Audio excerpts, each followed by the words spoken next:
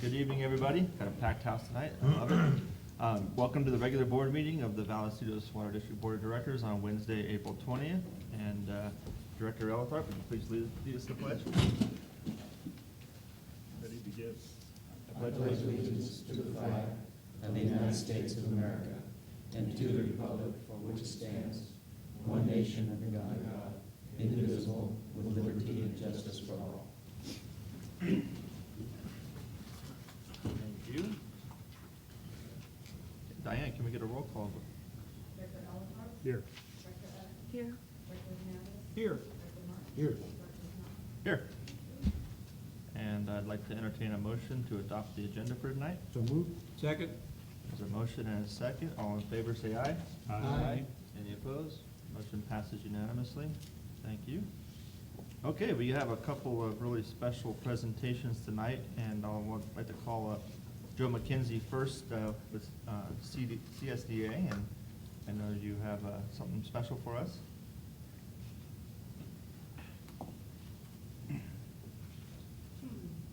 No Move a space. few things here.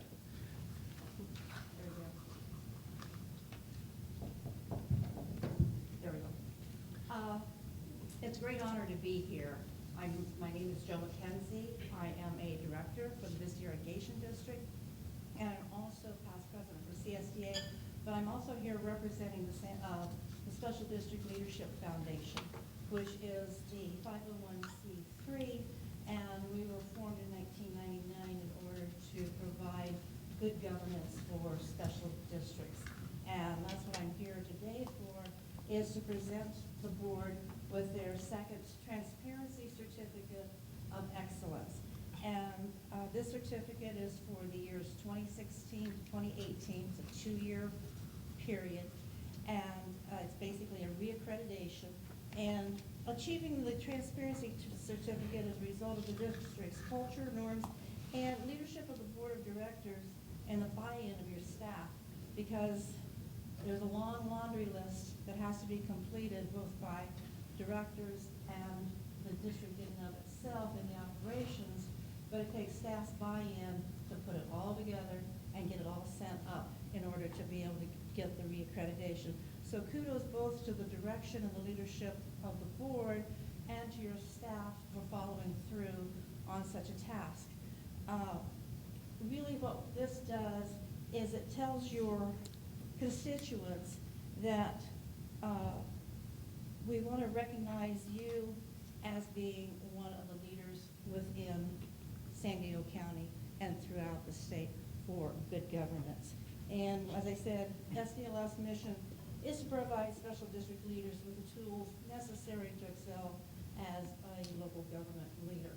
Now, you will also get a decal that you can put up on your door. And I noticed walking in, who comes to the board doors? I would strongly suggest that the decal that you get for 2016, 2018, be put at the front door at about 5-foot level, kind of eye level, so that your constituents, when they come in to pay their bill, will see it. Spoken like a director, you know? Hey, you worked hard for it. Let your constituents know about it. You also get the logo that you can put on your website. So tout what you've done. It's an accomplishment. Out of the 2,000 districts that we have, we've only gotten about 120 to 130 districts that have accomplished this. So it's not something that everybody does. And a lot of it is because part of the requirements have to do with website. There has to be certain information on your website. Your annual report has to be there. Your last 3 years audits have to be there. There's a number of your policies and procedures. And a lot of the districts don't have that capability. Ours didn't have that capability, and we had to go in and make some modifications to our website in order to be able to put that information onto the website. So I think you guys deserve, and ladies, deserve a pat on the back. And as I said, I'm honored to present this again to you. We're going to come down and take a picture with you if you don't mind. We're going to come down and take a picture with you if you don't mind. Okay. Well, do you wanna wait? She's still got one more to go. Oh, okay, good. Oh, we got two? Yeah, We got two. Two for the price of one. This is the good one, that really good one. I've got two. This is the one some of the board members have been working on for quite a while to get it all pulled together. And this is the District of Distinction. And again, in San Diego County, we have 63 special districts, and there are 10 now special districts who have gotten this award. So again, it's not an award that everybody gets. But what it does, it tells your constituents that, hey, you have fiscal prudence, you are transparent, because you have to have a transparency certificate in order to get, and this little jewel. So, but also, the majority of your board has to have taken the governance class. The majority of your board has taken it. In fact, 3 of you have completed the Special District Leadership Academy, which includes all 4 governance modules. So there's another award. If you get 2 more of your board members to take the Leadership Academy, there is the gold. And interestingly enough, the Acadia wastewater district was the first in the county to get it. We were the second in the county to get it. And then there's 2 in Orange County, the Costa Mesa Sanitary District and the Orange County Sanitary District and the Orange County Cemetery District. So we're the only 4 in the state that have it. And as a director on CSDA, the 3 board members representing the Region 6, all of our districts have the gold seal of approval. But what it does is, besides all the paperwork the staff has to pull together, so again, make the submittal, you have the last 3 years of financial audits showing no major deficiencies. Your policies and procedures manual is up to date, and it has been approved and reviewed within the last year. Your staff, executive staff, and the board have completed the AB 1234 training and your AB 1825 sexual harassment training. So in accomplishing this, you have accomplished what only a few have accomplished. And again, kudos to you, kudos to the staff, and I am honored to be able to present this to you. Well, thank you. Thank you. Before we come down here, first off, thank you for coming out this evening and presenting these to us. It's definitely our honor as well to receive those. And just on behalf of the entire board, I know that ever since I've been on the board, transparency and good governance has been a top priority, and I appreciate staff, for lack of a better way of putting up with some of the stuff that we've kind of given them, but they've embraced that as well, and I'm glad that we're being recognized for it. Well, you deserve it. And these programs were designed by SLF in response to the comments that kept coming from the legislators that were not transparent. No one knows anything about special districts. Nobody knows anything about the water district or the cemetery district. And these programs were made, and basically putting all of this information on the website does allow your constituents to look at it, if they so choose. It's there. And I know that Mr. Lamb will no longer be with us, so the culture, unless you're, promoting He'll still be alive. I'll be alive. I don't actually depart in 2 weeks. You won't be here here at the district any longer. So, it'll be important that the board follow through on their culture with your incoming GM, because these are renewed every 2 years. So, Okay, absolutely. I'd hate to come back and take it away from you. Nope. Well, we're gonna come on down and join you.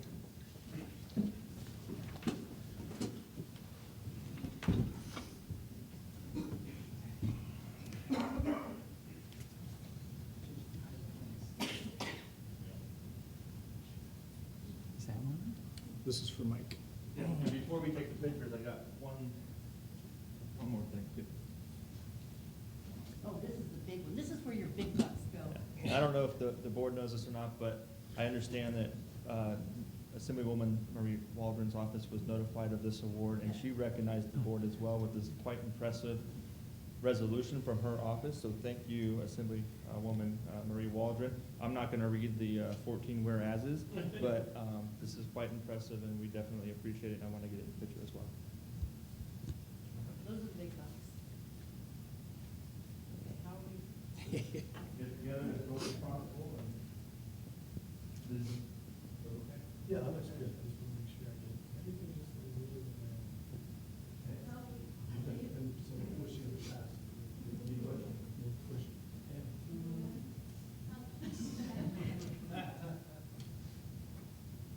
That's good. Okay. You kind of realize what you're doing. Victory, okay, 1, 2, 3. Couple more. And I steal a page from, Martin's book. Yeah. Oh, really? What's the rating on that? Is it under 200 or over? Everyone's there. 1, 2, 3. I like that, but I'm gonna scoot back just a touch.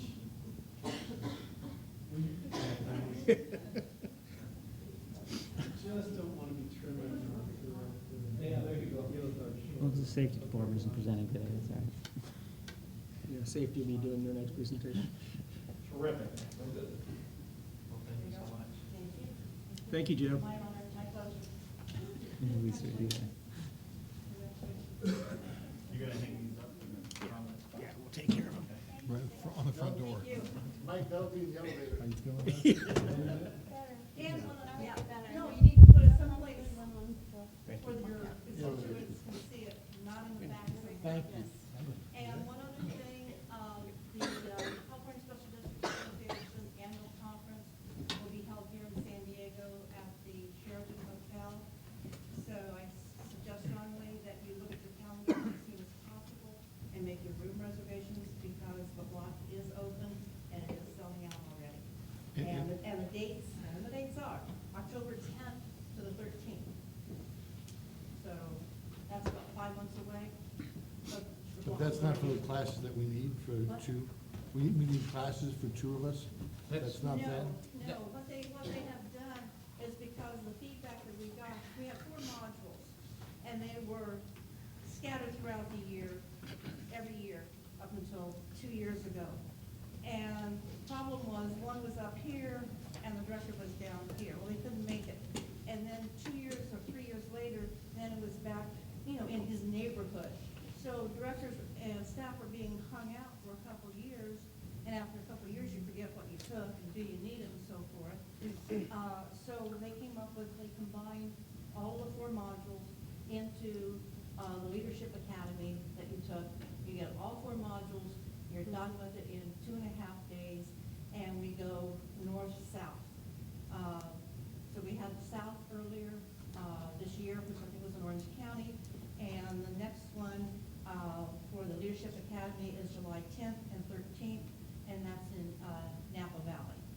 So yes, there's a couple of you who have missed, a couple of those modules, and you'll have to work with our staff to see whether or not you can go for 2 days versus 2.5 days, or something along those lines. Okay. But check into it. Thank you. Thank you. Thank you, Joe. Thank you, Joe. Thank you very much. Okay, moving right along, we have another special presentation from our engineering department. And James, you want to introduce your team? Yeah, sure, we'll get there. Going here.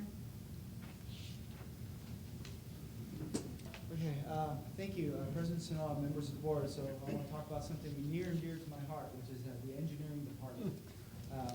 Today, basically, the engineering department comprises of 3 separate work groups. We have the capital facilities group, the development service group, and of course, our inspections group. To start off today will be Lito Santos with our facilities group. Lito? Thank you, James. President Sinella, fellow board members, good afternoon.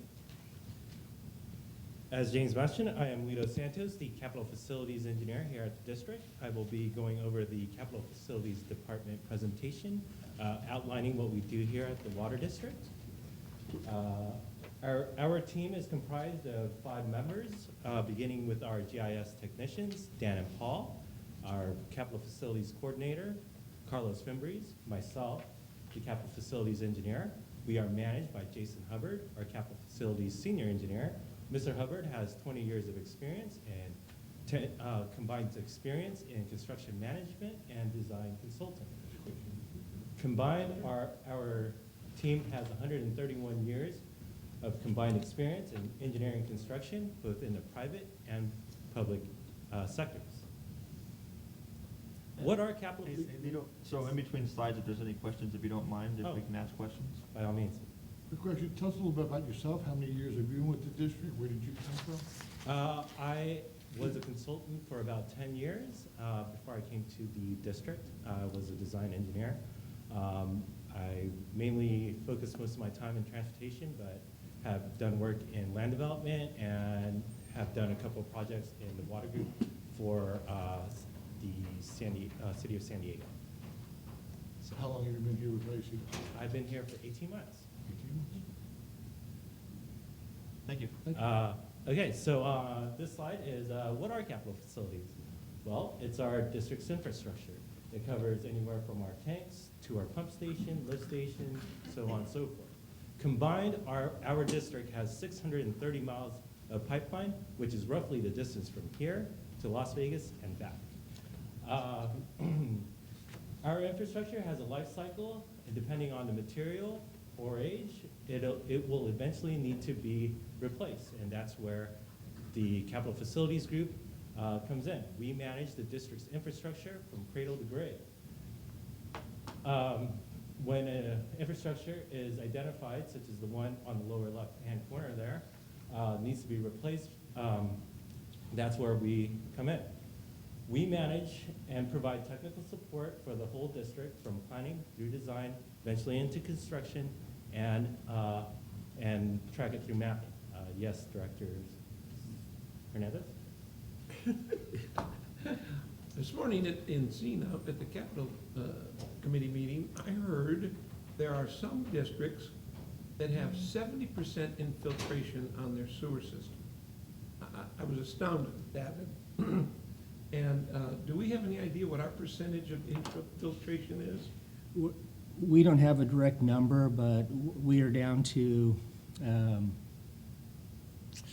it's hard to quantify how much we do. We do get some because a lot of it comes through the pick holes. Through the Through the what? pick holes on the top of manholes. Oh, But you may recall when we've done the stats, and I think you've got some in your board packet today, which is the quarterly O&M metrics. It shows how many feet we clean on an annual basis, how much we camera. Because we've got such an aggressive program towards cleaning and taking care of that, plus recall the smoke testing. The smoke testing is your best indicator of your I&I. So they do that as they go through the system. And we, like I said, when we did like the Lake San Marcos area over the past 5 years, I think we found out of the entire lake, we had about 24, 25 areas that showed smoke, but they were actually just coming out of the cleanout cap that was missing in the front yard. So our infiltration is extremely limited. And then the pipe that we did have issues with, as the board's aware, you've spent probably $7 or $8 million in the last, James said more than that, replacing the old interceptor down to the creek. That was our biggest one, but that was the infiltration we had coming into that pipe. That's the biggest one we replaced. So we work on that. He was probably talking more people in the east that have combined storm sanitary sewers, and a lot of those are very old, made out of concrete pipe instead of clay pipe with joints. They tend to have a lot more infiltration. okay. Director Martin? Hey, go back to the previous slide. Very much show and tell, I appreciate it. On the lower left, you mentioned the picture, but what is it and where is it? It's our lift station 1 Okay. Waterman valves. This is right at the right there at San Marcos High School on San Marcos Boulevard in Rancho Santa Fe. So the picture on the lower left is showing the valve has been taken out already. Excuse me? What is the picture on the lower left showing you besides a hole around? There are 2 sluice gates. One goes to our lift station, another one basically is our bypass that eventually goes all the way down to Encina. So, The valves are just worn out. yes. Yeah. One of them is actually currently frozen. Anyhow, mentioning that, actually, it's right there on the right-hand corner where those two risers are coming out. That's what it is right there, so it's that bulbs. Anyhow, so after an infrastructure is identified and needs to be replaced, that's where we come in and we figure out a solution on how to replace it. One of those ways that we figure out a solution is we administer the work to a consulting firm. We collaborate with that consultant, ensuring that the design guidelines and specifications is per district standards. Here is a list of 5 projects that are going through planning and designing and being managed by our group with a consultant. 4 of these projects will be going into construction in the next fiscal year. Another method in replacing our infrastructure is taking care of the design, the planning and designing in-house. Here is a list of projects that we are currently planning and designing. After planning and designing, we take the projects into construction, in which we become the construction managers. We are the contract ministers and pretty much take it from bid through board acceptance. We answer RFIs, review the submittals and schedules, and negotiate the change orders. Here are a list of projects that will be completed within this fiscal year.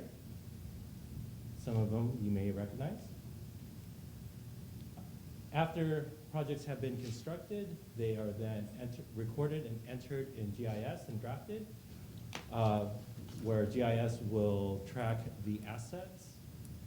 GIS also prepares exhibits for board meetings and prepares our district maps and so on and so forth.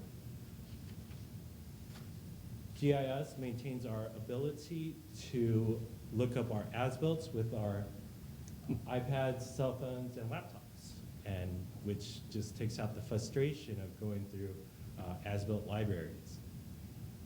In conclusion, Capital Facilities has managed 2.1 in planning and designing dollars in the last 2 years, 4.5 million in construction dollars, with less than 0.5% in change orders, which resulted in a budget surplus of $362,000. Capital Facilities continues its legacy as an award-winning group. We have recently been recognized by ACEC, APWA, and ASCE for the San Elijo Pump Station and the Linda Vista Sewer Replacement. I would like to turn over your attention to Lisa Whitesell, who will go through the next presentation. Thank you, Lito. Thank you, Doug. Thank you.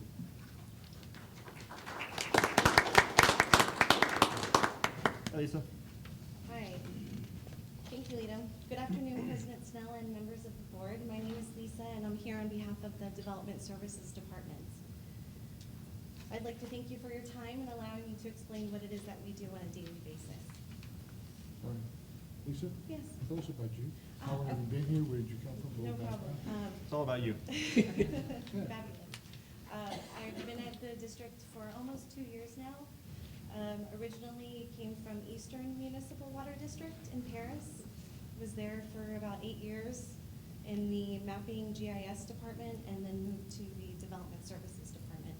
And then from there, I came here. So getting to know our staff, there's 5 of us in our department, starting with our fearless leader, Robert Scholl. He's the Development Services Department Senior Engineer. Eileen Kuntz, Engineering Technician 3. Myself, the newest crew member, Lisa Weitzel, Engineering Technician 3. Ingrid Stichter, Engineering Technician 2, and Aaron Gomez, our Engineering Services Assistant. What does Development Services do?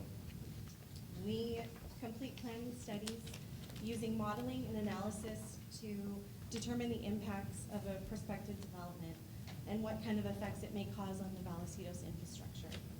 Our department also completes the master plan for the district, which is done every 5 years. This plan evaluates the existing and future service with needs and recommends capital improvement projects to address those needs. This next slide is an example of what our model would show as a pipe deficiency in red. If the flow requirements set by the fire department for this new development did not comply with our standards, then this 8-inch main line would need to be upsized in order to provide adequate flow for the project.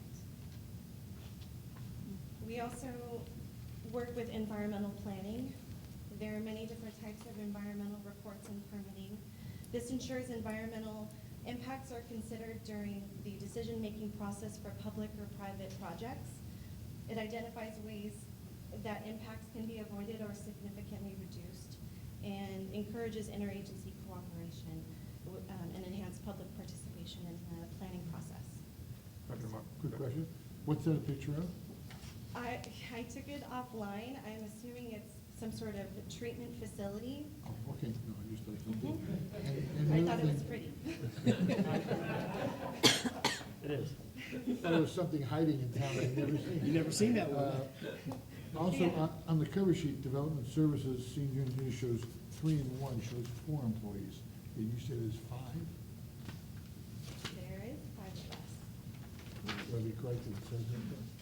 At the very beginning? Pretty sure there's 5 of 3, them. 4, 5. Robert Scholl, our Development Services Senior Engineer. Eileen and myself, Engineering Tech 3s. Ingrid Stichter, Engineering Tech 2, and Ann Gomez, our Engineering Services Assistant. Okay, so it's just the organizational chart that needs to be updated by whoever the boss No, is. there's two Tech 3s, that's why it only showed 4 boxes. But it says 3 and 1 on top. It's showing how many employees. I'll let James address I it. think Ann Gomez reports directly to me, but she does the majority of the work with the development services group. So that's why Ann Gomez, At the top. position. Oh, is she the engineering services assistant? Yeah. Thank you. It's development services. We do, we do. Plan check, my favorite. There are several items that we review to ensure the facilities are being installed per the district specifications. During this phase, there could be additional documents to prepare and process, and we continue to coordinate with other departments during plan checking, just to make for a much smoother outcome during construction.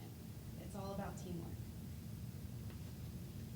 In order for a development project to be board approved for construction, there are several things that need to be complete. Once these items have met those requirements, then the project can then be turned over to inspections to start construction.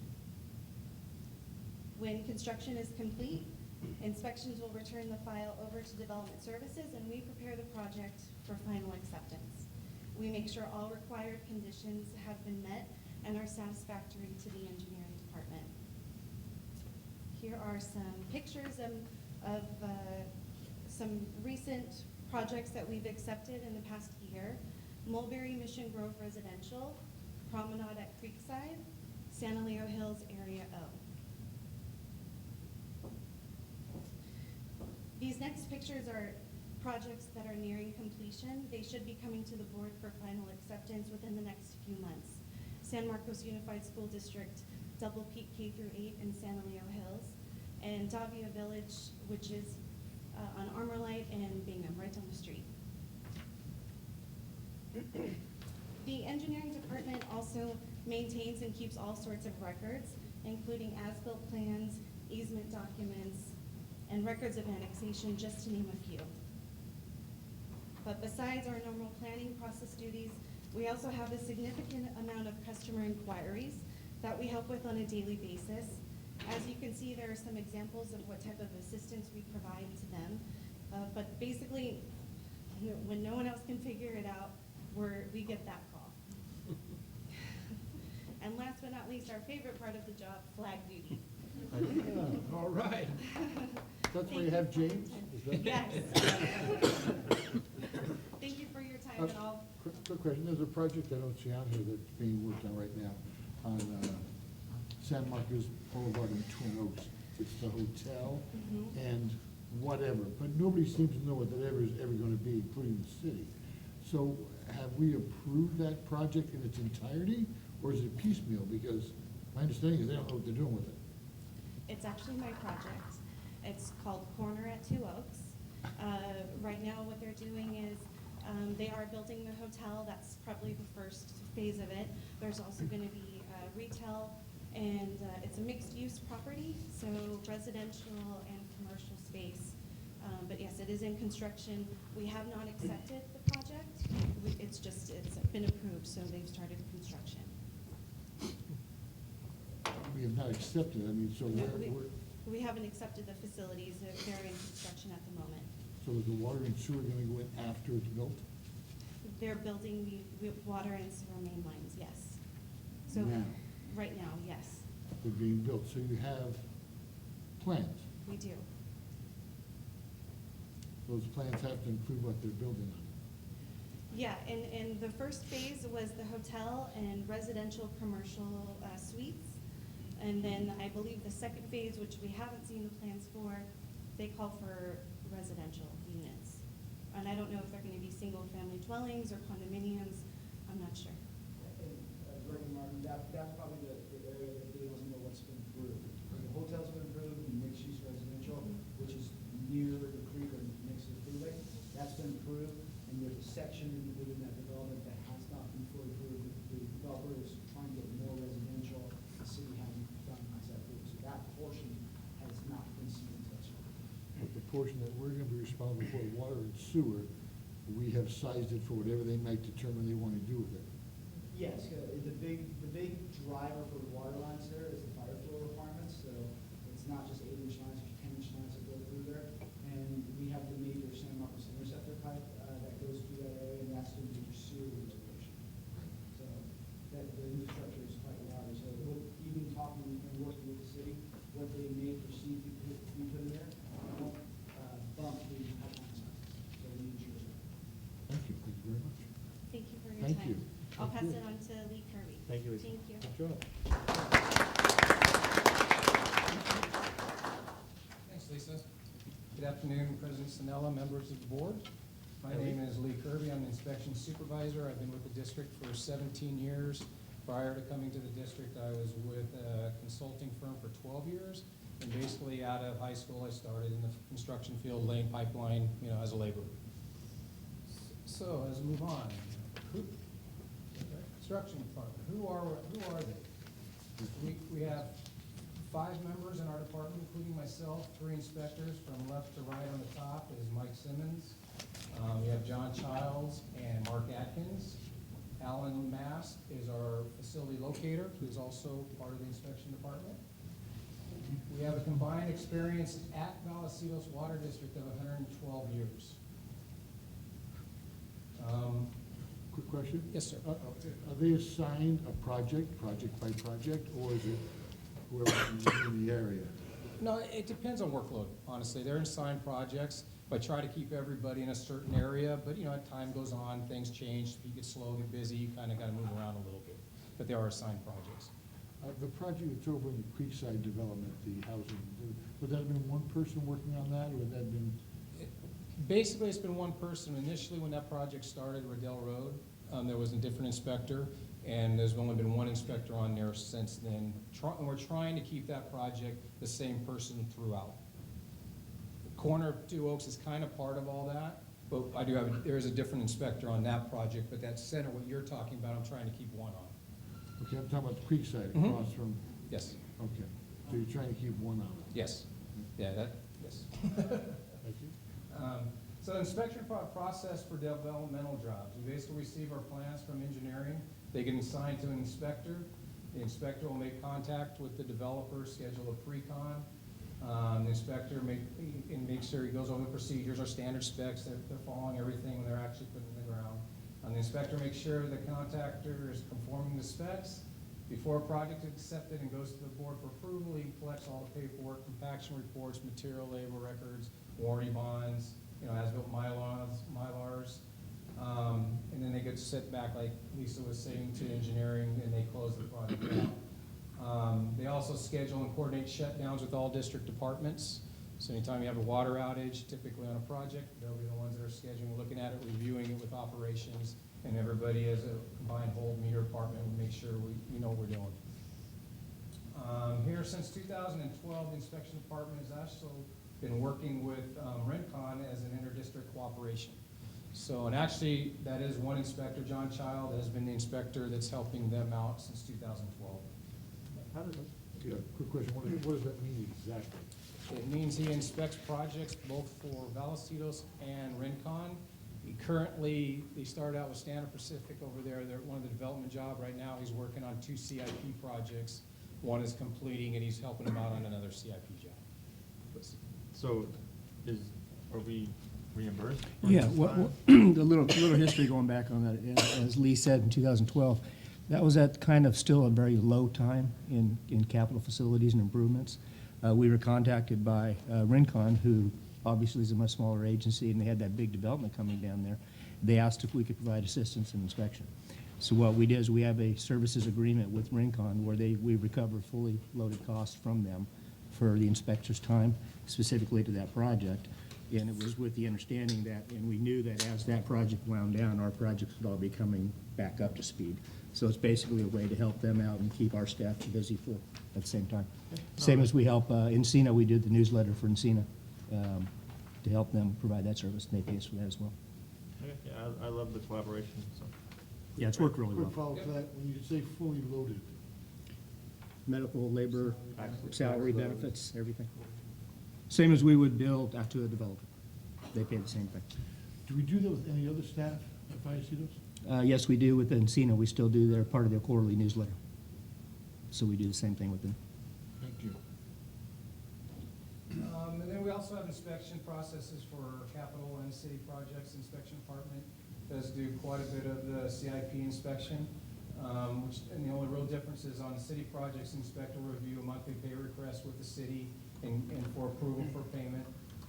For VWD capital projects, inspectors work closely with the capital facility manager on pay requests, submittals, RFIs, from the contractor. All projects require continuous communication between developer, contractor, district, and city personnel to run smoothly. They file all the paperwork is turned in engineering to complete and close out the project, whether it's a capital job or a developer. This kind of goes to a different location in the district, but they pretty much get closed out the same. And as always, safety first. So with that said, if you're a little squeamish, you might not want to look at this next slide. Is that your mascot? Nice. So this is one of the hazards they come from, especially right now this time of year. I mean, rattlesnakes are very common, so they do have to watch where they're stepping out there. This is a 24-inch reclaimed water line down at Metal Arc Treatment Plant that was being installed. Can I kind of go slow? Any questions or? Yeah, now, we didn't actually install that, it was an outside firm, The contractor installed we it, correct? just inspected it. Yeah, we inspected it, CIP project. And on a CIP project like that, what kind of time is required? Does an inspector stand there and watch it 24/7? Or is it, once a day, like a city inspector, framing a house? I don't know. Honestly, it depends on the project. It depends on the contractor, it depends on how the project's going. It's depending on if we're in an area that there's a lot of utilities, we need to see more, we need to be cautious of. To answer your question, we typically don't stand out there all day long. They do other projects and come in and out. But it just depends on the project, the contractor that's doing the work. Did we have an inspector on site a few months ago where we had a burp in the line? Yes, we did. They were on site when the burp occurred? Yes, they were.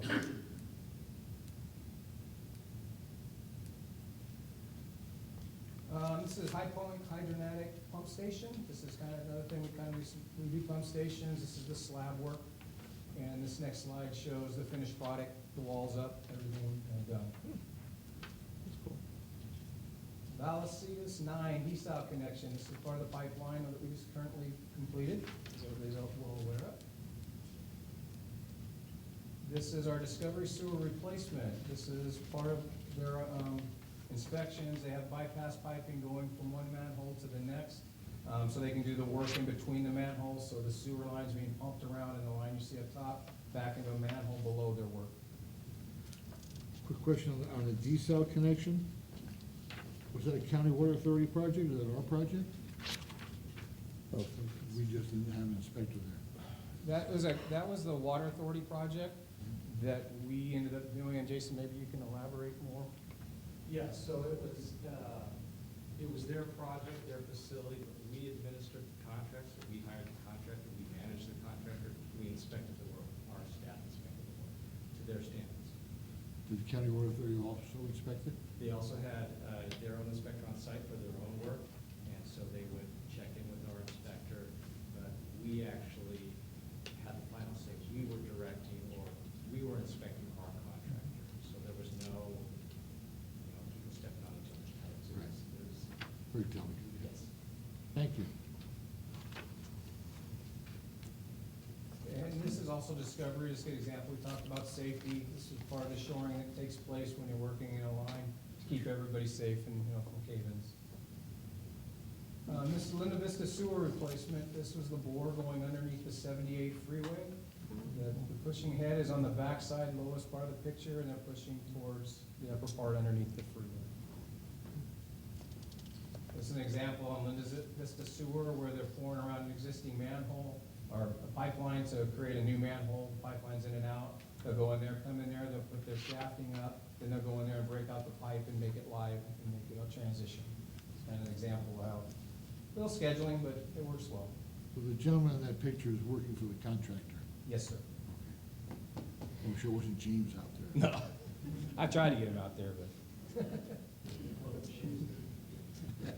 Inspection department, like I said, also has the locator's responsibility.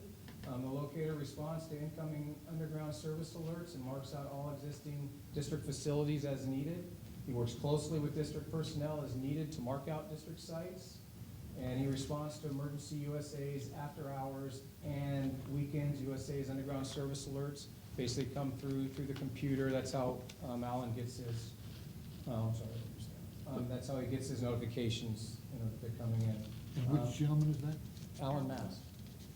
Hey, Alan? Thank you. And Alan also helps out the plan checkers as needed for review of future projects and verification of existing facilities. Here is an example. This is the strawberry fields in Vista. You see where they're locating the line out there. You can see the blue dots. They basically go through, they pick up the line, and then they part the blue dot, so get an idea where it is.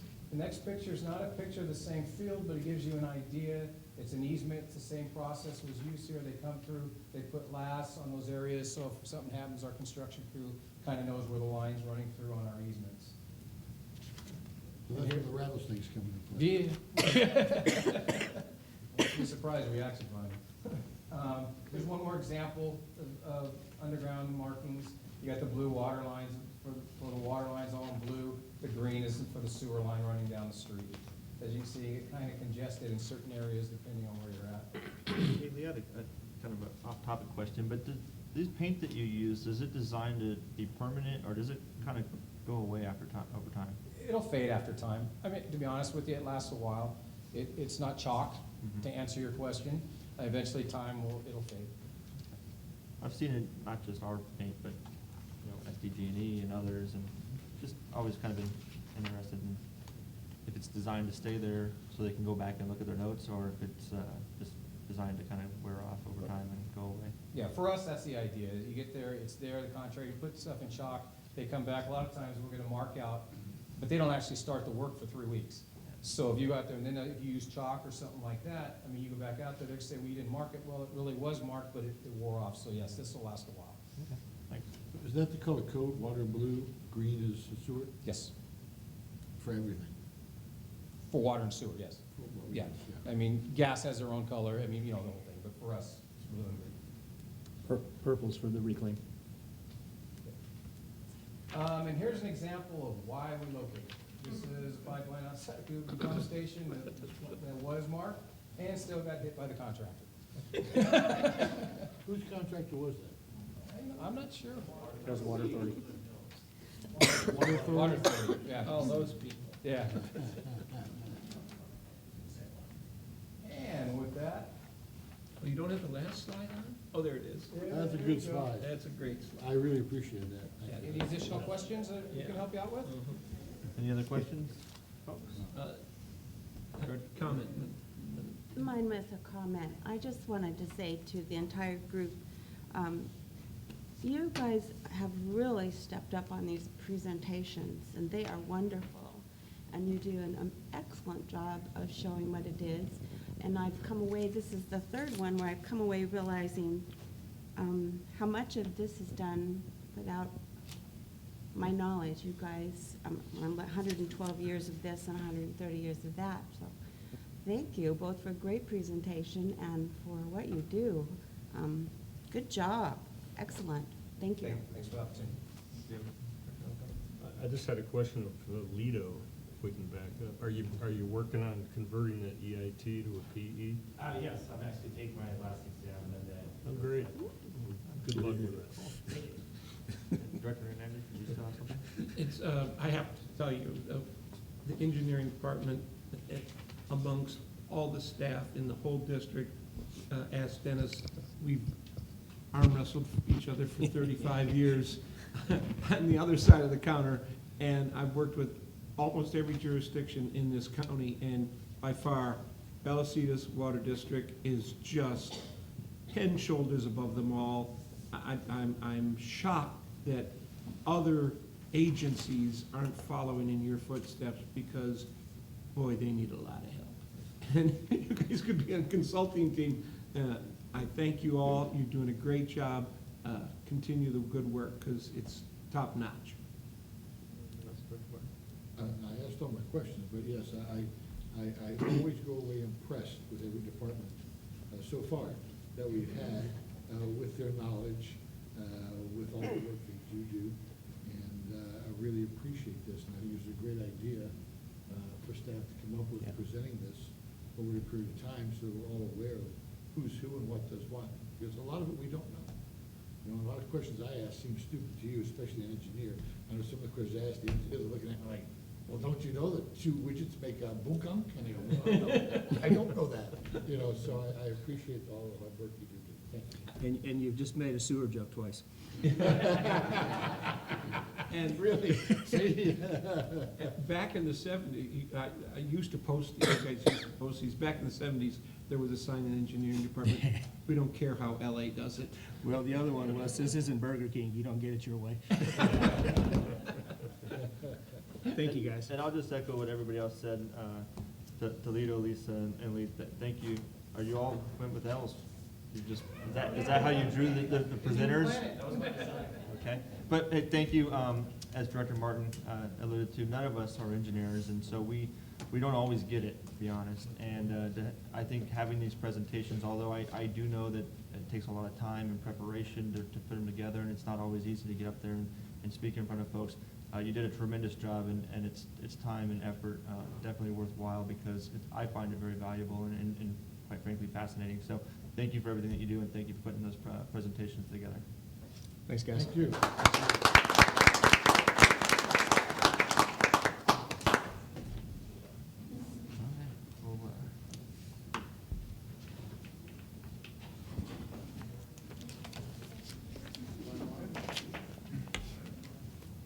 All right, well, we'll just keep moving right along to oral communications. Any persons wishing to address a matter not on the agenda may be heard at this time. However, no action will be taken until the matter is placed on a future agenda in accordance with board policy. And I do have one speaker under oral communication, Mike Hunsaker. Would you like to come on up? How you doing, Mike? Mike Hunsaker, 115 Equestrian Court, San Marcos. And I would like to thank the board for changing the start times of these meetings. 5 o'clock is going to be a big help for the hordes of us public who avidly follow you. We added an additional row. I don't know if you noticed that. Yeah. I appreciate that. We appreciate that. Mr. Lamb has left, but I wanted to express my regret that he is leaving. I've always found him helpful, very insightful, and his encyclopedic knowledge of the very obtuse subject of water and policies is going to be missed. And please relate to him my gratitude.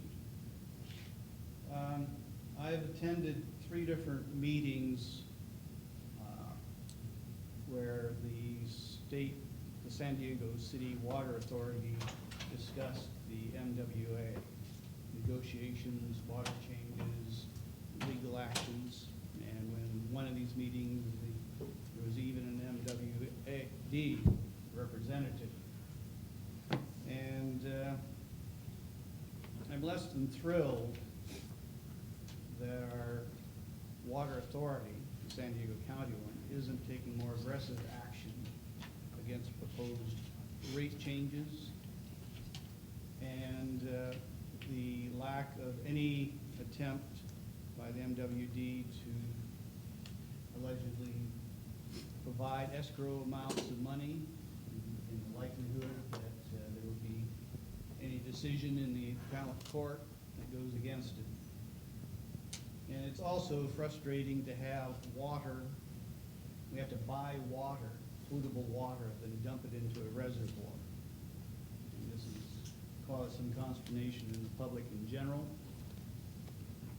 And it seems like there are many different options for injunctions, relief, and such, to provide some degree of action that the water authority can do.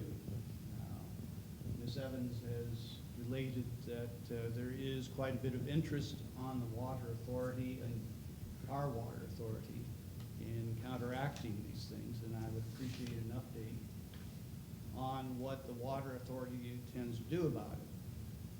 The last meeting, it was mentioned that the water authority, the MWD was saying its water increases would go up maybe 4%, but there was a lot of creative accounting going on to that. And in some cases, it was 6 to 45%. It would seem if we're going to have to go with increased rates, we should at least put it into an escrow account so then it doesn't disappear down some MWD rat hole. And something is done about this water wastage. And if there's possible, we can sell our water to someone else. So at least we can get some recompense. If the rest of the state is dry, maybe that water should be shuttled elsewhere where it can do some good, not here where we can't store it and we pollute it by putting it into a reservoir. Thank you. Thank you, Mr. Hunsaker. And I believe it was 2 or 3 meetings ago that we did invite, and she attended, the CEO of the San Diego County Water Authority and kind of covered all this. I don't know if you want to go back and maybe review I'll it. do that. Thank you. Yeah. Okay. Moving right along, I will, let me read this little notice real quick. All matters listed under the consent calendar will be voted upon one motion. There will be no separate discussion of these items unless a board member or member of the public requests that a particular item be removed from the consent calendar, in which case it will be considered separately under action items. I'll entertain a motion to approve the consent calendar. So moved. Second. There's a motion and a second. Before we vote, I did have one clarification on the warrants list. Dennis, were you able to find anything on those bank card charges? Yes, if you wouldn't mind, I'd have John come up to address the board.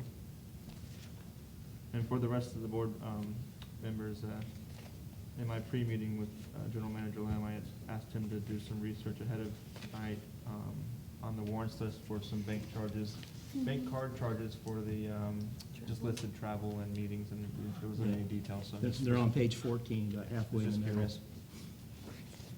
This, I brought the checks themselves. A lot of detail. And yeah, that's why I brought it. It's a lot of detail. What we do is we have currently 4 credit cards, and they all say First Bank Card Center. Dennis has a credit card, Tom has a credit card. We have one for the admin building here and another one for operations. The cards are used mostly for travels. Whenever you all travel somewhere or someone else travels, we use the credit card for that. And the admin credit card is used more for office supplies and things as things come up, and also the loan is used that way too. For instance, if there's something we could buy at a local store here for less money than some other place that won't send us an invoice and wait for a check, we use that credit card to run down there and buy it.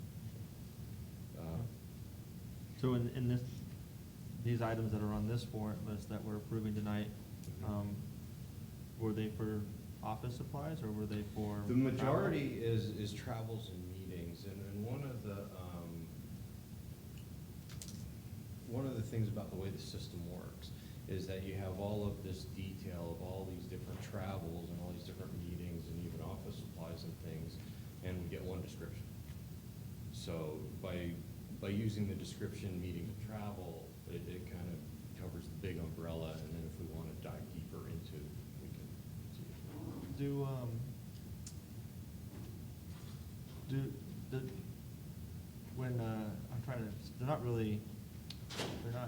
An expense report probably is not the right word, but when an employee uses a credit card, do they have to accompany it, with some sort of documentation? This is what I used it for. I went to conference ABC, or I had an emergency purchase at Staples because I had to buy whatever. I know, like, in some environments, if you use your corporate card, you have to, complete and accompany that with like an expense report that kind of outlines a little bit more in detail what the purchase was for. Do you not do that here? Yes, we do that, and that's exactly what all of this is. That's exactly what all this is.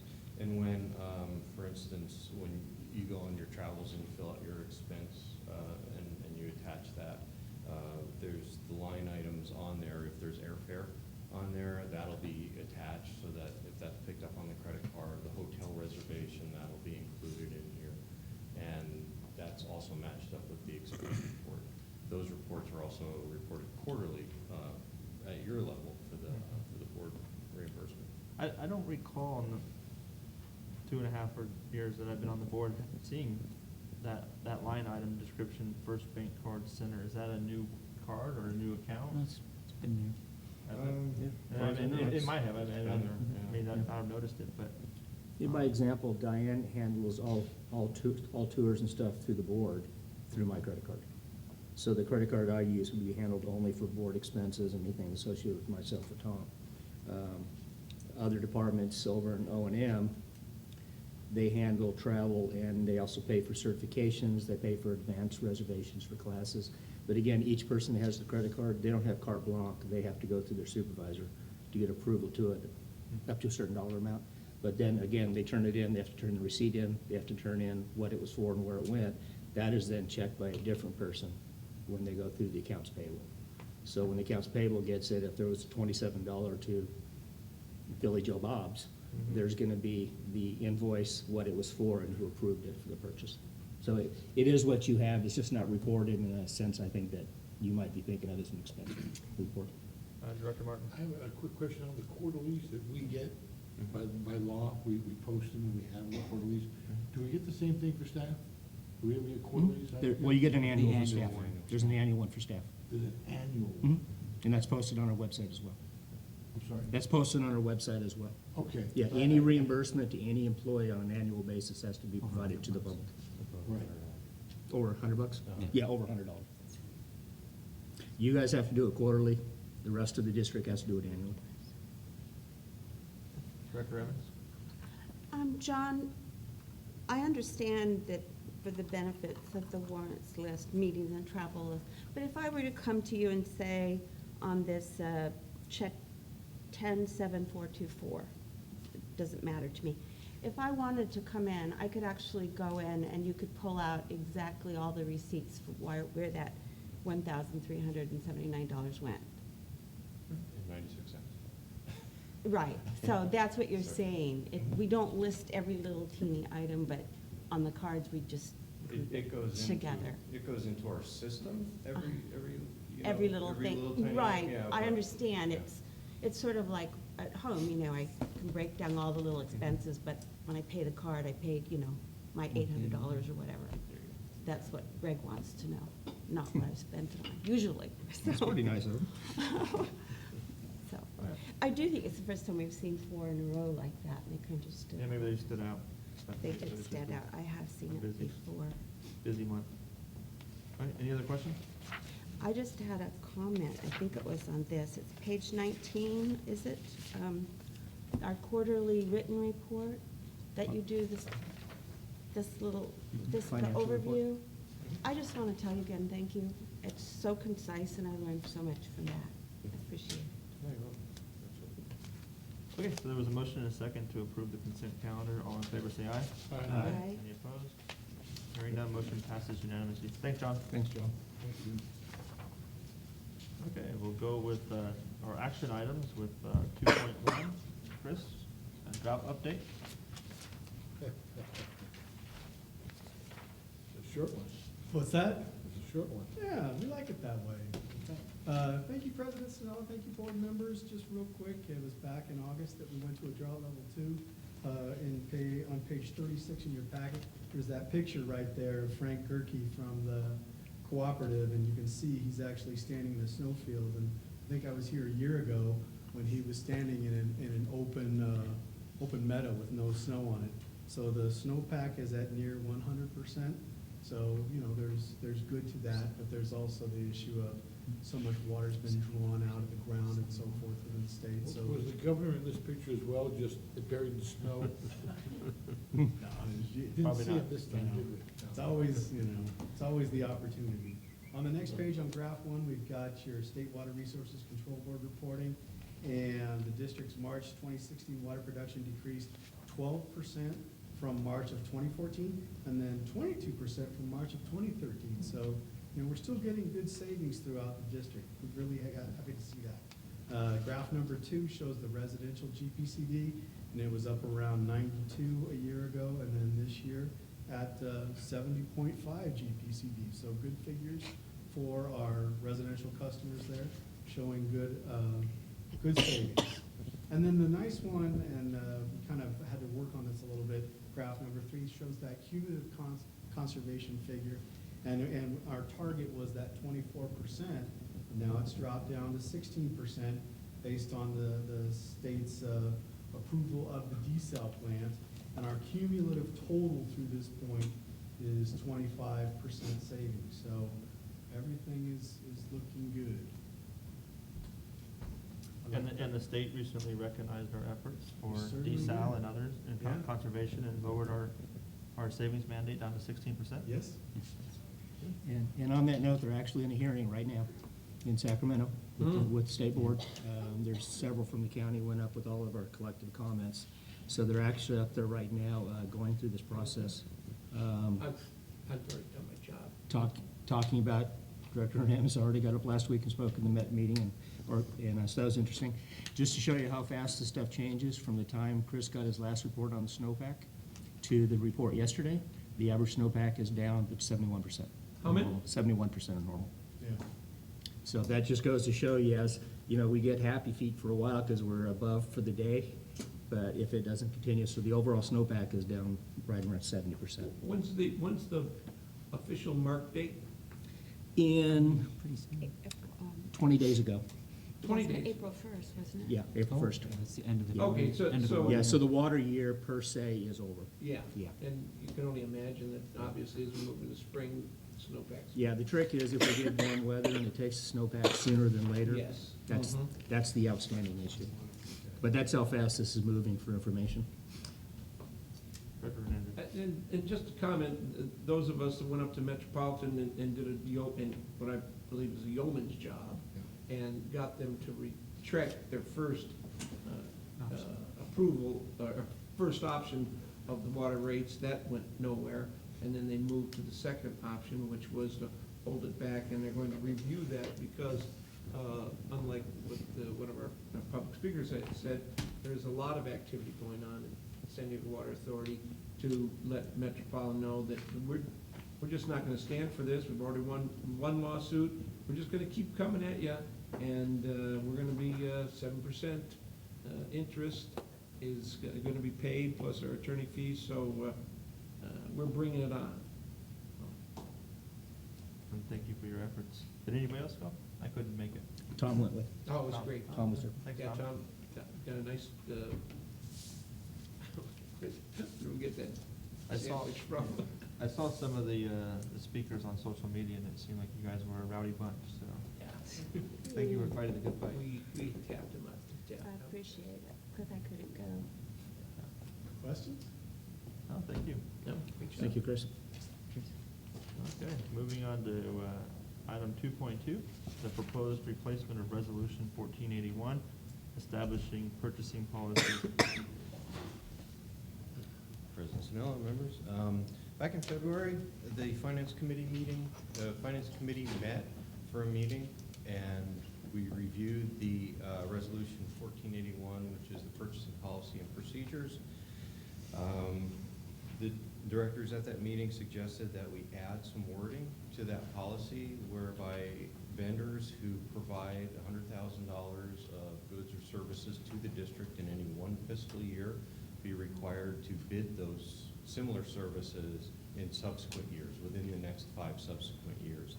On March 16th at the board meeting, that recommendation to amend the resolution came back to the full board, who concurred with the Finance Committee members. And what you have in front of you starting on page 40 is the redlined resolution, Resolution 1481, adding the new section, which is on page 42 of your packet, and it's section 1.10.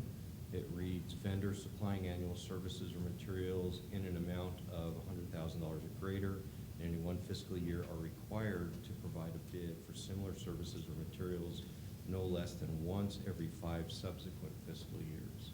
That's the only change to the policy at this point right now, and staff recommends the board adopt the new resolution. And here to answer the question. Yeah, I'll just comment since I was on the Finance Committee when we talked about this. I don't think we need to put the language in there, but one of the caveats was some of those services are, and more specifically, not so much services, but materials, are from sole source suppliers. So obviously, if they're the only supplier, like for example, we buy water. Yeah.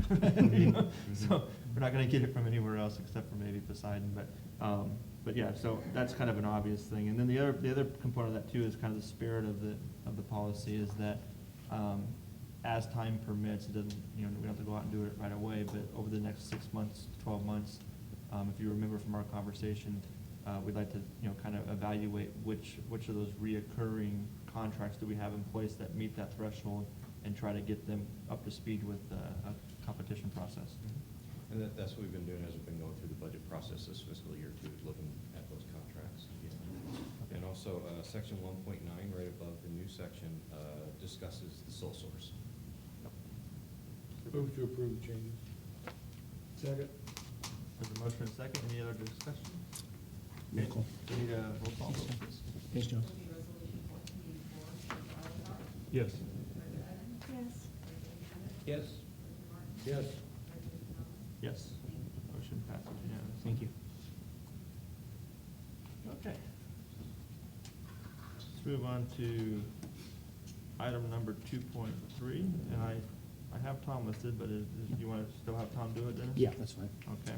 Yeah. A ticket distribution and policy resolution, and if I recall correctly, this came up as the recommendation of council? Correct. At the last board meeting, there was new FPPC requirements for when somebody gets a ticket, how tickets are distributed for an event or so. And so there's reporting that requires us to post our policy online, and also any forms, 802, those are the forms used to actually report activity of this nature. Those are required to be reported online as well. So council had drafted up a policy that you see before you, starting on page 52, and that's there for your review and consideration, and staff would recommend that you approve the policy. And Jeff would be glad to answer any questions that you have. Yeah, I think, you had this discussion at the meeting last month, and this is, for tickets for a local charitable event, and it would promote the district's representation at the event and would support the community event. And so it reminded me that the FPPC has some guidelines so that this is not considered a gift. And so, consistent with our transparency goal, this is kind of falls right in line with that. It's fairly simple and self-explanatory. Jeff, Director Evans. have we had tickets that we've done this with in specific? It was such a rarity when we had the discussion the other day. I don't think, it's been some time Yeah. since we've and that's why, while we complied with the policy, it just hasn't come up. we had the discussion the other day, and I thought, well, let's just get this policy in place so that we're. I'm sorry I missed that. Yeah. I read this too, and I thought, I don't recognize that we've done that. It's not Thank you. common, but it's just, you No, might as you well have need it, to have have a it policy record. before you need it. Before you need It's it. just a rarity. It really has been fairly infrequent. Okay, any other? Move for approval. Okay, we got a motion to approve? A So second? moved. Yep, we got one, we got the second. We'll have a roll call vote, please. Yes. Yes? Yes. Yes. Yes, motion passes. Thank you. Okay, item 2.4, public comment time limits. I do have a speaker on this. Mr. Hunsaker, will you please come up and?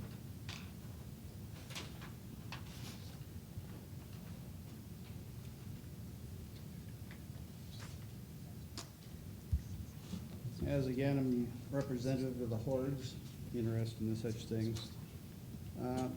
I looked through the material, and it wasn't really clear whether or not you were planning an action tonight or not, or whether the idea was to reduce time limits. That should have been, I think, clear. Now, strictly speaking, it appears that if you do take some action, you will be within the Brown Act. But I believe if you restrict rather than expand time limits, that it would not be in the spirit of transparency. There's the information that's provided in the packet doesn't really tell me where you're planning to go. Thank you. Thank you for your comments. Tom, you want to Yes. give us some background on this? And A couple of board meetings ago, Director Hernandez requested this be brought to the board for discussion. And in preparation for this, Dan surveyed a bunch of agencies. 15 responded to what their policies are. And I got the numbers there. I think like 11 of them or 10 of them have 3-minute limits. One of them had a 5-minute limit. The remainder didn't have any limit at all. And 2 of them provided us with what they, Helix and Vista, what they do, and a lot of it is posted right on their speaker slips to post their policy right there, and also on the agenda as well. So those were some good examples that I included on the report for your consideration. we don't currently have a time limit No, stated it's in a written policy. basically it's president's discretion, the chair's discretion. And tonight is a discussion to give staff some consensus from the board. If you want We're not something actually formal. taking any final action tonight, right? But that's, yeah, we could bring Oh, we something could. back We for, could. it's on the agenda for direction, so Okay. you can make a decision tonight. Director Martin? Although I wasn't the one who put this on the agenda, I'd be more than glad to speak on it. Every board that I've been on, except for this one, Sandag, NCTD, cities, they all have time limits. And it's just a good idea to have, and as I know future general managers have said, especially Dennis, is the time to pass an ordinance is when you don't need it, because when you need it, then it looks like you're being punitive. Right.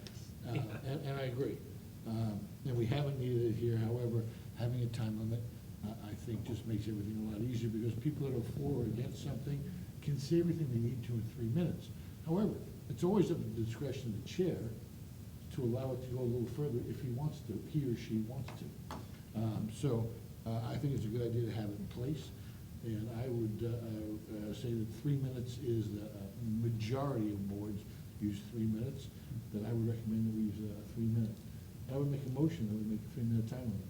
Second. There's a motion and a second. Is there any other discussion?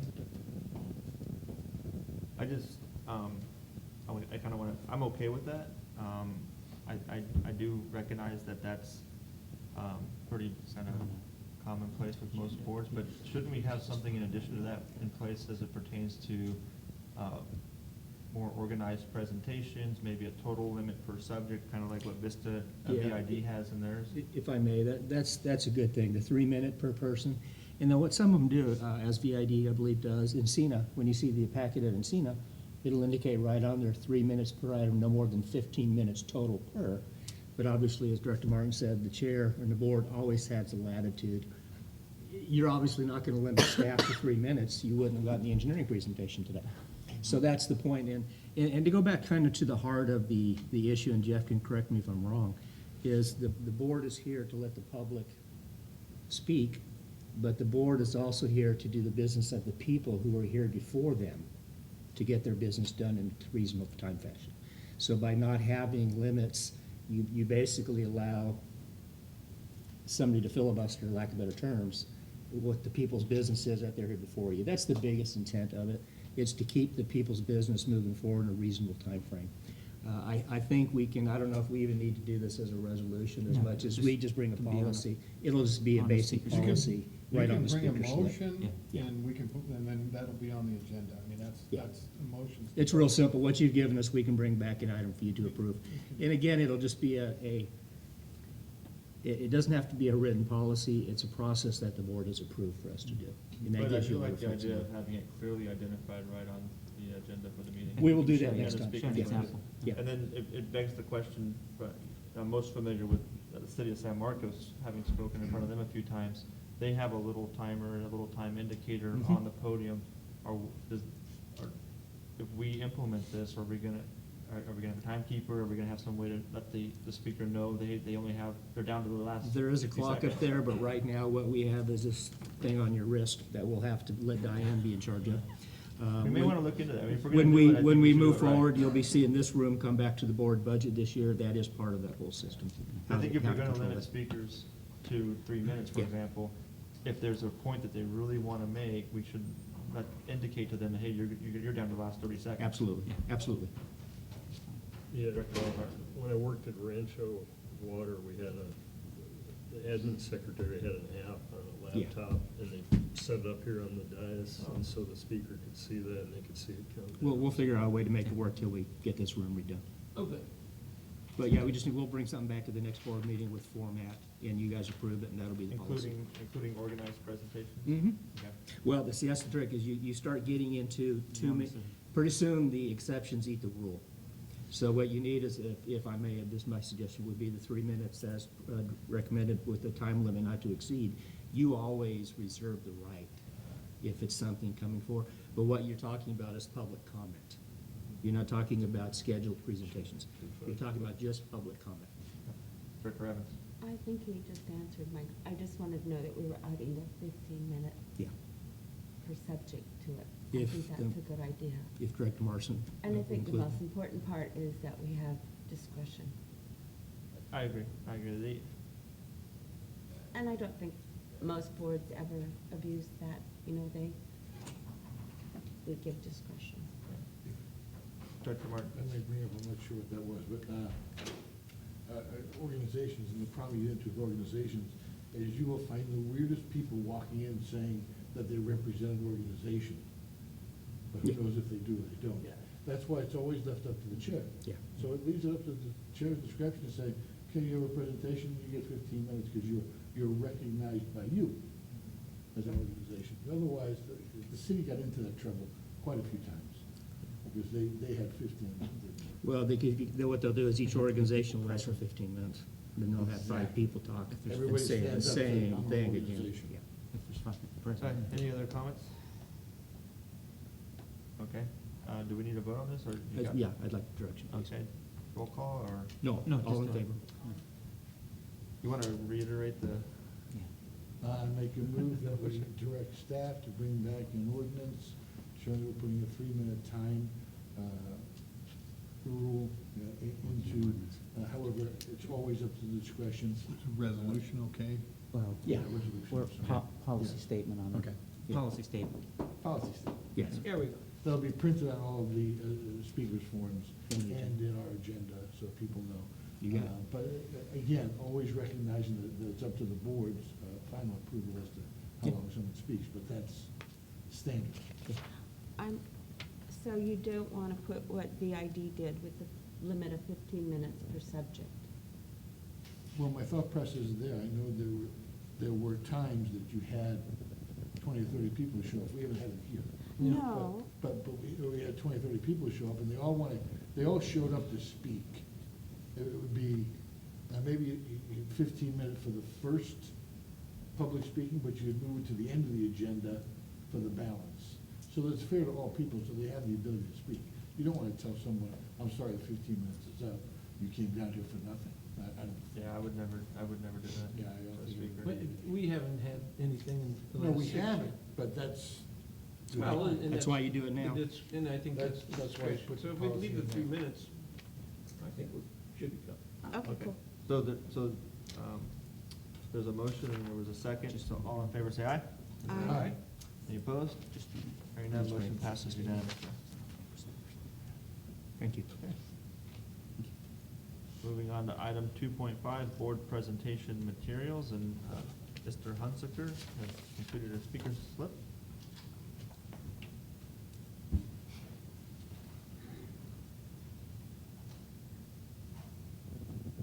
Mike Hunsaker. I support this idea. Presentation materials are a very important factor in determining what in the world you're doing from the public standpoint, and for those of us who are a little more than just public. I would like to add one thing, that there was an important presentation not too long ago about rates and rate philosophy and such, and there wasn't anything in the board packet, and that should have been in there.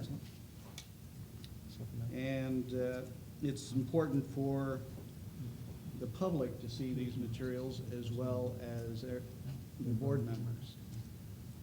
And I'd like it as also that it gets on to the documents that can be accessed from the website, if possible. Thank you. Thank Staff, you. you clarify, because I don't think we ever talked about rates. He was talking about the general process we was, Right. and just as an FYI, that was posted as supplemental information on the board, on the website. Supplemental information. Same area. If I might address this issue, the fundamental premise that the board has to deal with here, from a legal standpoint, is from the point that I make information available to you, it has to be made available to the public. So we do simultaneously. So that's why it's done simultaneously, so you get it. So if there's something that comes up that we post, that's why that study he's referring to, PowerPoint, that was actually put on the website. If you look at the Water Authority website or most any other agency, if there's supplemental stuff that pops up, again, because of the fact that the agenda might come out on Thursday or Friday, but on Monday, we may have the final work product come out, so then we post it. So that's something we have to do from the standpoint of when we give it to you, we have to make it available to the public. Director Hernandez. Yeah, this just came up today, and one of the, I don't know how to grapple with this, relative to, we had a presentation at Encina this morning, and it was not in the packet, and I spent 10 minutes going through. I said, yeah, I'm sure I looked at this thing, but they had finished it before. So, you know, I don't know, we're not gonna be able to grapple with that. It was so, and much like the presentation today, I don't know how many hours were spent, but, you know, the way I did my homework, I did it Sunday night and showed up Monday morning, so. And part of the trick is, I think what Director Martin said was policy related, so that we don't give it to you the day before. What we try to do, usually these PowerPoints that you see when we do it here, and I want to make sure this is what the board understands, a lot of that, the bulk of it is just a bullet point synopsis of what's in the board packet. So when we do the budget presentation and we do the thing on the board, it's just taking 200 pages worth of budget and trying to knock it down to 10 pages. So you, in fact, do have the information. We just try to put it in a format you can understand. Okay. The policy issue Director Martin brought up, I think, is a different animal that he wanted to address. Yeah, I think what I was addressing was, in order for us to have the information and enough time to go over the information, to have a thorough understanding of the information, once, like this morning, when you were there, and they said, here it is, you had to make a decision prior to having enough knowledge to make that decision. And what I'm saying is, we don't have to do that. They didn't have to do it this morning. They could have said, you know what, let's take this up at the next meeting. Push it down the next meeting. If staff or the applicant don't have all the information to us to make a good, solid decision, we shouldn't be making that decision. So, that's all this is saying, is that if we don't have it by Monday at 5 o'clock, 48 hours ahead of time, then it just moves to the next agenda. So it's time sensitive, that makes staff and/or the applicant get their Ps and Qs together and get it to us in time. Yeah, and again, if we're talking policy, we can usually do that. So, I mean, any, like, resolutions, action items, we can pretty much do that, but yeah. And again, I don't think you need to adopt a policy on this. All you guys need to tell us is that's what you want, and we're good to go. Yeah, like I said, if we start writing policies for all this stuff, again, the exceptions start eating the rule, and you got a 12-page policy for one item. Yeah, but no, we understand what you're getting at. Director Evans, you got something? Right, so we're not asking for the PowerPoint presentation 48 hours before. But we need the If it's for an information. action Because, item? I mean, I know. If it's different than what you have in your board packet, and it's supplemental information, yes, we Yes, would want but to I get mean, that if to you we 48 already have hours the ahead of basic time. information, but not necessarily the bullet points Right. in front of us. For an item to take action on is, Because I know at the Water Authority, we get our 600-page agenda, and then you get your supplement, and then you get a PowerPoint at the time of the presentation, which is related back to that, so. I guess what I'm saying, there's no reason not to have that PowerPoint Monday instead of Wednesday. And if it's related to policy issues, that's what we'll do. Right, because if it makes that big a deal, just move to the next board member, where you do have the information at Sure. the time.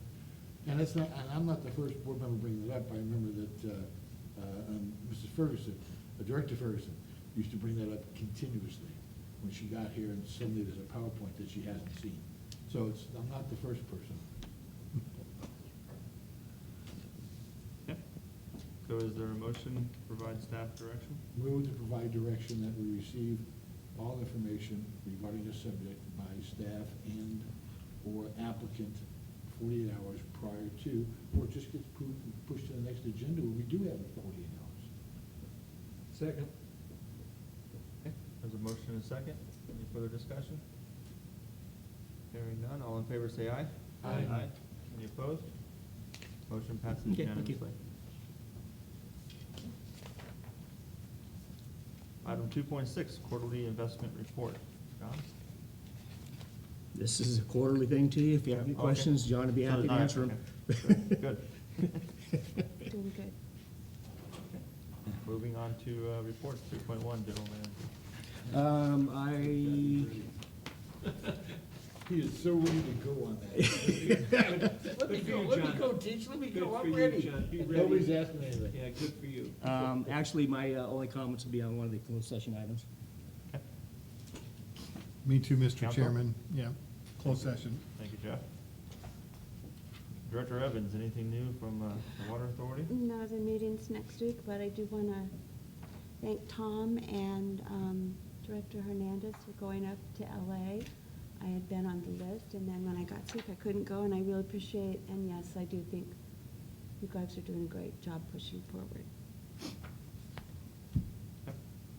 That's all. How about the Encina? Hey, did you guys meet there? Apparently you did meet. Relative to Nemeth, is that what you're talking about? No, Encina. Oh, yes. Oh, yes. Okay. Ready to go. Floor is yours. We did move to recommend the budget be moved to the full board for approval with all of its components, of which we were delivered this PowerPoint this morning that broke that down to a more understandable program, for lack of a correct term.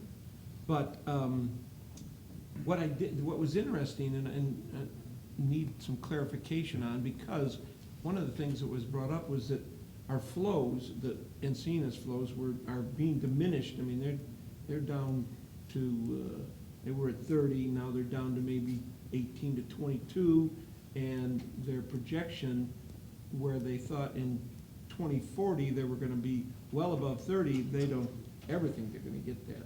The concentration will perhaps go up, Yeah. but the flow. So I quizzed them a little bit, okay, so what does that mean relative to us? Because I believe in one of our, well, not I believe, I know in one of our budget items, we've got this big second line going out to Encina, and that's triggered by our 75% benchmark, if I Right. remember correctly. I would ask that the staff or someone come as to is there another alternative that we can be looking at as opposed to spending that 26 million putting in a pipe? I think I've heard perhaps Vista would like to sell us some of their capacity. We could ask people not to flush. There's a lot of, maybe there's some other things we could do other than spend the 26 million. And I know we're not spending it, and it's not projected to be spent tomorrow, but we've been carrying it ever since I've been on the board. Well, that's part of, you may recall a while back, we were talking about the master plan, and you're gonna be seeing next month the first draft of the urban water management plan, which when Maureen spoke to you 2 weeks ago or 2 meetings ago, whatever it was, and I mentioned a while back, we're doing the master plan right now concurrent with the urban water management plan, plus we've got this other stuff we're looking at on the treatment and everything else. What James has done is, because we're seeing such a difference now that the flows have not bounced back the way they've done in the last 2 droughts. And that's part of the reason I gave you that stuff last time on the master plans. If you read from 1959, 1965, what they were looking at, we were 200 gallons per day per person on water. Okay, now the new rules that are projected to come down are 55 gallons per day per water. So you start looking at our storage, you start looking at pipe size and pump station sizing. And if you've got less water moving, everything gets smaller. It's just the way it is. Historically, the urban water management plan and the master plan, I don't want to say they're diametrically opposed, but they have 2 different philosophies. Urban water management plan is a water conservation tool. It doesn't talk about sewer. It talks about reclamation. But now the new urban water management plans have a mandated part for conservation, reclamation, and then other potential water supplies. So it's a different monster than it's ever been, and we do these every 5 years. That's why I'm saying that you may want to rethink master plan versus urban water management plan and have them a little more overlapping to the theories. Because the urban water management plan says flows are going to drop on water. Well, the sewer, I think, is kind of bottomed out because we've got it down as low as you can get it. I think it's going to rebound. Is it going to rebound to what we were 5 years ago? It's not happening like we saw in the past. So what James has done, he's actually getting proposals from the consultant to, how do you explain it? Take a cone and turn it upside down. This is the cone of uncertainty, not the cone of silence by Fritz Mark. Mike might not know that one. But What? the closer you are to the bottom in time, your facts are better. The further out you go, it just gets unbelievable. Well, the same thing happens on capital improvements. If your cone is this wide, your cost gets very, very big 20 and 30 years from now. But if you decide to narrow the cone, your capital costs completely change. He's working right now through the consultant to get a revision to come back to you guys to get direction on, do you want to say this is not going to happen again historically like it's always happened? We think the flows are going to stay low. So if the flows stay low, the outfall, honestly, I think you're still going to have a parallel outfall because it's a peaking issue. It's not a flow capacity issue. If you go from 10 million gallons per day on a normal flow to 20 during a peak event, you still got to put it through the same pipe. That's the reason you have different pipes. That may or may not go away. But where I think the benefit will come from is when we need additional treatment capacity, instead of being 2035 like we projected, it might be 2055. Or it might be sooner, or we might be able to buy capacity from Encinitas or Leucadia. So I think this is something coming April, May-ish, whenever James gets the final things back to you guys, so that you can say, we need to rethink the long term, because this last drought has changed, it really has changed everything. It's not like the last ones were. So that's something that's coming, but you're correct in that the flows have not bounced back, and seeing as a 52 MGD, I think, total capacity. Yeah. And we own enough to get us through a long duration, but I think we'll still hit that number. I think it'll just hit it further out. And then you can maybe buy the capacity instead of building the capacity. So that's something I'll be coming back to you guys, May or June, to make a decision. Because that's, again, that's going to have the big difference in the long term. And then as far as the groundwater and all those other things, the good thing on that is we found the original studies from 19-something and the 2002 study.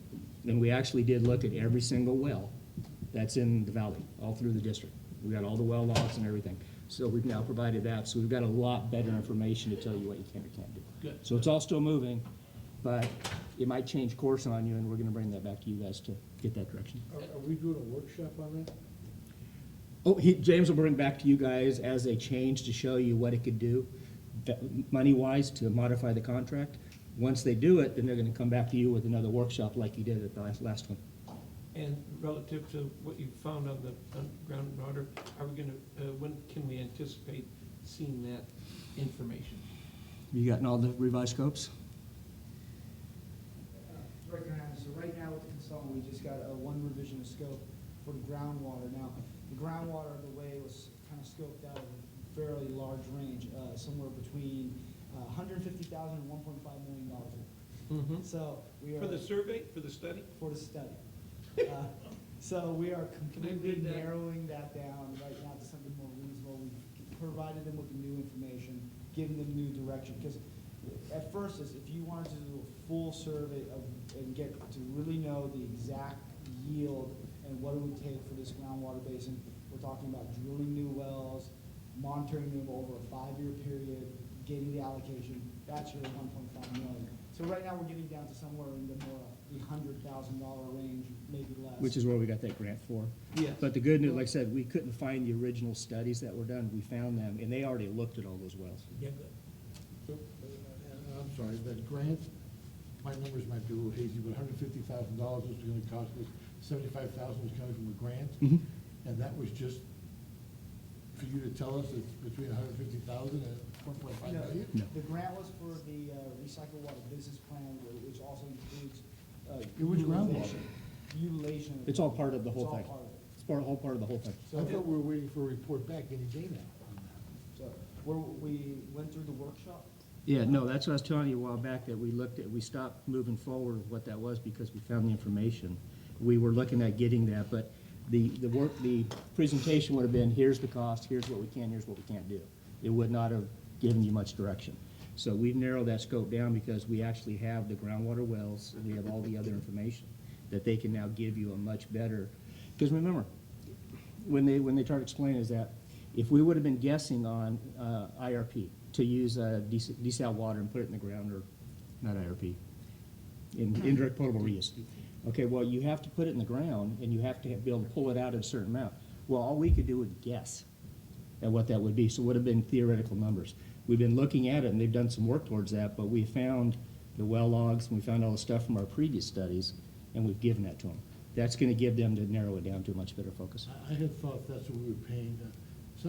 Black and Veatch was here, we interviewed the gentleman, we talked to him about it. Yes, and they did, and I slowed them down, which I told the board, I slowed it down. We thought we'd be coming back to you in March. In February, March, I stopped them for what they were doing, because what was gonna come back was just gonna be more, this is what we think, nothing definitive. The information we have now, we can narrow the scope and get you actually good, firm, yes, you can or can't do it. You're still gonna get it. It's just moving, that's why I said, that coupled with the urban water management plan and the difference in the master plan, it's a whole different ballpark. You're still gonna get the master plan and the study all at the same time. We just slowed it down because it really is, you're talking $50, $100 million difference in improvements.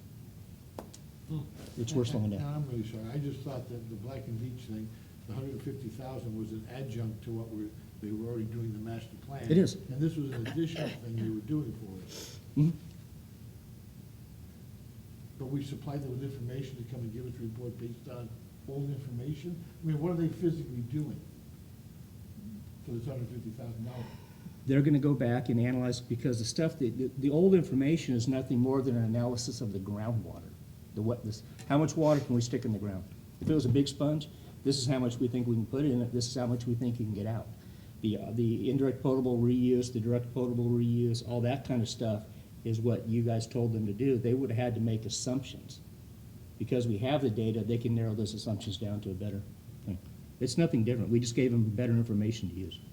Okay. Yeah, you're still gonna get the same. But what that old information is saying is we have no groundwater there now. Because you're saying you have to put it in there to pull it back out. But the question I thought was that we do have groundwater there. The question is not that you do or do not have groundwater. The question in any of these things is the yield. Okay, so you may have, I'm gonna say there's 400 wells out here. You've heard from some people, oh man, we get 50 gallons per minute out of this well. Oh, we get 30, we get 100. Okay, well, that's great, but they're scattered all around the district. So if you add them all up, the theory is, oh, we can get 3,000 gallons a minute out of the groundwater. Well, that's making a big assumption that all that water can get to one point at a well. It probably can't. So you may have one guy that's getting 50, but if you put a well right next to it, he might get 6 because we're in rock. So what the groundwater study did, it said you've got a total capacity of 5,000, 10,000, 20,000 acre feet of water.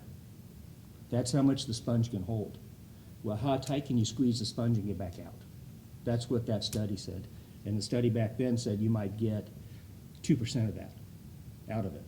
So if you know you can only get 2 or 3% of that 200,000, okay, now they have something to work with. When they say for a direct potable reuse, you have to have 30 days of retention. So you got to put that water in for 30 days and pull it back out. Do you or do you not have the capacity? That's what they'll be going through. So, yeah, but it's nothing different than what we told you. It's just a little bit, we slowed it down to get better information. But the big thing will be capital facilities, that there's potentially a big change, which would have a significant impact on fees. Anything else to report? Nope. Mr. Althorpe, do you have anything? Policy and Finance Committee met April 12th, and we had the same item. We reviewed the fiscal year 2017 proposed operating budget, and we moved it on to the board for consideration. That's it. Any travel or conferences, seminars? I went to a couple of things, but I can wait. We had the discussion with the River Conservancy here on Tuesday, very informative, and I attended that. The San Diego North County EDC was the Thursday before that, and it was about programming for some of the news outlets. CNN was one of them, and the things you see on the television where they're swiping and doing different things on a board, that's real. I thought it was fake. I thought it was the guy in the back room doing those circles, but it's actually the guy that's on the TV. So very informative and very, very interesting. I also attended the SNEDIC meeting. Yeah, it was very interesting that we have these small companies. He's a relatively small company, but he does national, interesting informational stuff, as well as they talked about, again, about cyber technology and hacking. Yeah, oh yeah. Which is something I'm sure we got covered out there. Our engineers are top notch, and I'm sure they've covered that. One thing that came up during discussions there was, and I keep bringing this up because anytime I see anybody that can say anything about it, all of local enterprises are looking for every single type of engineer they could possibly find. And yet we still have the school system in San Diego pushing out fine arts graduates. And I understand that, you know, engineering is not a sexy subject to talk to people versus the arts, but we really need to help our schools direct our young folks into engineering, because that's what's needed in the workforce. And thanks to the program that Dennis and a few others came up with, I think we're adding to that by doing something specifically for water. But engineers, electrical engineers, there's just, everyone needs those people, they need good ones. And unfortunately, there's only a few colleges that do that because it's not sexy. What's the acronym for that thing? STEM. STEMs. You may recall the board, we support the STEM program through Palomar quite strongly, and we are working with them as well to do the internship and everything else to do it. Well, there was one of the gentlemen there that mentioned that a lot of people now are trying to change the STEM program to STEAM and throw arts in there. Really? Yes. It just doesn't fit. No, but that is out there, and unfortunately, from what I've seen, it's in the educational world. Absolutely. We Yeah, just like I need to said, fly working through the CSU system has brought a tear to my We eye. need to fly the annual income flag on that a little better. Those fine arts people, they don't make squat. Engineers, they make all the money, of course. No, not all. Mr. Hawthorne? I attended the North EDC meeting as well. The other speaker they had was from Leica Biosystems, very interesting. They do digital imaging for cancer diagnosis. Yeah. It's a very interesting subject, and they're a little firm out of, they're a global company in total, but this outfit's in Vista, a fairly small outfit, but very interesting. I also attended the Council of Water Utilities as well, and interesting speaker, Julia Richards, the executive director of the San Diego River Conservancy, and it was interesting to hear how they partner with water districts and other agencies to get things done with regards to the San Diego River and its corridor and the trails around it. So, interesting. Director Evans, I know you've kind of been down for the count, but do you have anything you want to share? I've been to the doctor several times. Okay. I'll bring my chest x-rays in a few weeks. I hope you feel better. Thank you. I will. I went to all three of those as well. The EDC was great. Just what's fascinating about it, not to repeat what everybody else has already said, is that one of the companies was from Carlsbad, one was from Vista. They're doing just so many really neat things here locally. So it's always good to hear how they're advancing innovation and technology and creating jobs, and they're doing it right here in our backyard.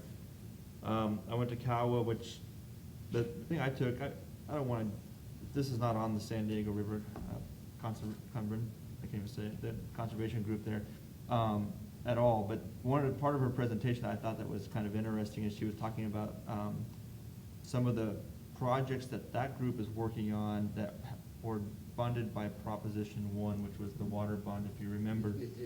And you guys may recall that I was a little bit critical of that water bond, and just to kind of mention what she had listed in her presentation, that the funds that they've received from Prop 1 is $1.2 million on masked park improvements, which is a park in Santee, invasive plant removal out by SDSU, trash capture devices throughout the county of San Diego, land acquisition up in the El Monte Valley, more land acquisition up in Julian, more invasive plant removal near the San Diego Canyon lands, and a dissolved oxygen solar aerator in the San Diego River. I don't know if the people who voted for Proposition 1 thought that their money and that and such were going to go to those types of items. Yeah. But they certainly didn't market it that way or campaign it that way. But I just thought that was, and this is just a total of about $3 million out of $7.4 billion. But if this is going to just one kind of nonprofit group here in San Diego that maintains the river for us, I can only imagine as you go across the state how much of that bond money is going to stuff like this instead of stuff like storage, and other things that They really call that consensus building. Yeah, so it was just kind of interesting. And then I over the weekend I took the Colorado River tour that's put on by Met and the Water Authority, and I had done it before a couple years ago, and for the most part everything's still there as it was 2 years ago. But I will say there was a little bit different spin on this particular trip. They had a greater focus on Southern California facilities that I hadn't been to, specifically San Vicente Dam. I hadn't been there since they finished, and not only did we get to see the dam raise and all the stuff that's going on there, but we actually got to go see some of the recreational areas that are yet to open, but I think they're shooting for this summer. Looked really impressive, and should be a great asset to the community. And then lastly, one of the stops in the tour was the Salton Sea, which is you're gonna be hearing a lot about, kind of restoring that and mitigating the issues there over the coming years. But one of the kind of, I think when the state kind of put together this focus group to go out and kind of come up with some sort of ideas on how to restore it, there was this $9 billion plan. I don't know if you guys have heard about that. As I'm standing there and I'm looking at that fish and stuff, I'm thinking, well, we just built a desal plant for $1 billion, so why don't we put 9 of them up there and pump all that, the sand or all that salt out to the desert, and then we have freshwater lake. But obviously joking, but it just seems like there's a lot of, kind of weird ideas on how to fix that, so. It's gonna be a money pit. Yeah, it's gonna be interesting. Did they give you a firm date on San Vicente when it's opening? The board, to Director, what's her name, Evans? Director Evans, sorry. My name, Missed two meetings. Short time- my name short time recall is later, getting that's bad. going down. We had the man meeting yesterday. They will actually be accepting the last bypass pipe around, if you went to the boat launch facility?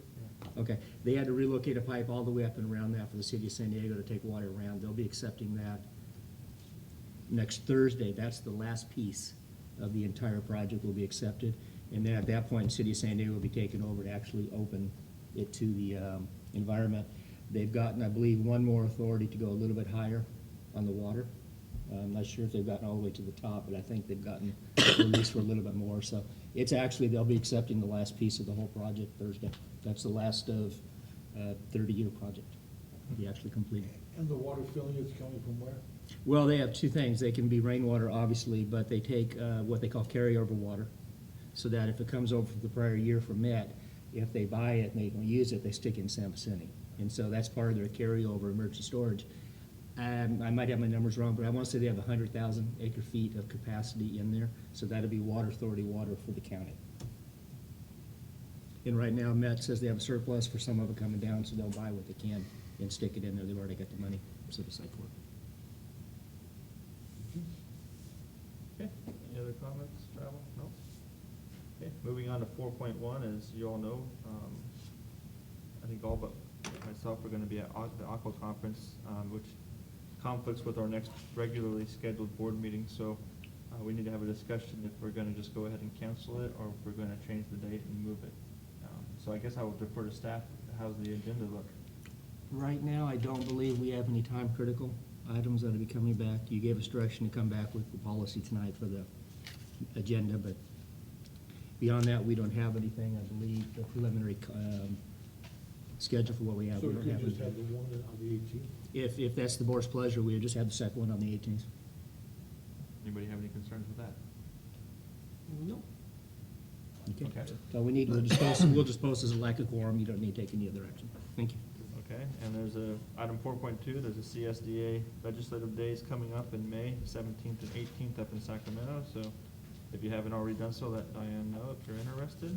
The 18th are probably the only one. Oh, Yeah. 17th and 18th, okay. You just No, took no. care of that. Oh, yeah. Well, I mean, one of us, we could probably live without one of us. But, okay, moving on to 5.1, director's comments or future agenda items. No? Okay. Okay. We'll, You want do to take we- a do break we need to- before yeah, closed do we session? need to adjourn or no? We need a motion, a second to go into closed session. Okay. Second. There's a motion. Motion and a second, all in favor say aye. Aye. Aye. Thank you. All opposed, no? Okay.